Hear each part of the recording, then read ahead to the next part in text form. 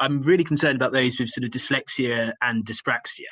I mean, I know that the Oak Academy, it does have support for those with autism and quite severe forms of SEND. But I have had a number of teachers express concerns to me that it's not dyslexia friendly. And or for those with dyspraxia either. I mean, as somebody who's got dyslexia and dyspraxia myself, I know actually that IT, online, things that are online, they're not easy for us. We struggle with the processes, and it can be really difficult. And often, for those who have got dyslexia and dyspraxia, they have very special relationships with certain teachers that they work with on a daily basis, and those relationships are what get them through the challenges and help them progress. So I think that when considering the impact this is having on those who have special educational needs, I would really urge the government to do everything they can to support those with dyslexia and dyspraxia, as well as those with more severe forms of SEND as well. Tom, as someone who sort of knows some of the challenges that dyslexia brings in terms of learning for young people, as I know that this is incredibly important and something that a lot of parents really sort of worry about.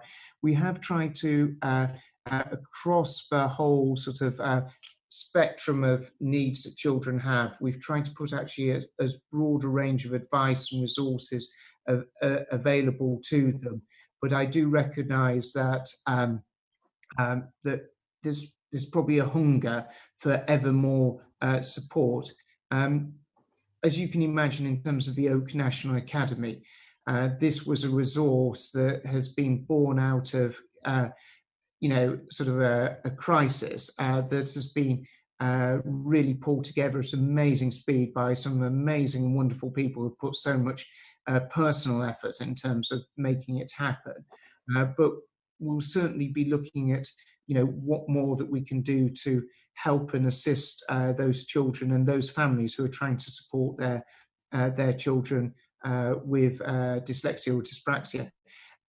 I must confess, the best way of supporting them is making sure that actually they're back into a good, safe school setting at the earliest opportunity, and that's why I'm genuinely so passionate to see schools return when it's the right time to do so, because I know that there's so many children, and I think the whole committee's touched on it, children from every single background, every single one of them benefits from being in school and has the best opportunity and the best way, in the best position to be able to learn when they're in school. And that's why I'm so keen to see schools return when it is that right time and when we can make that happen.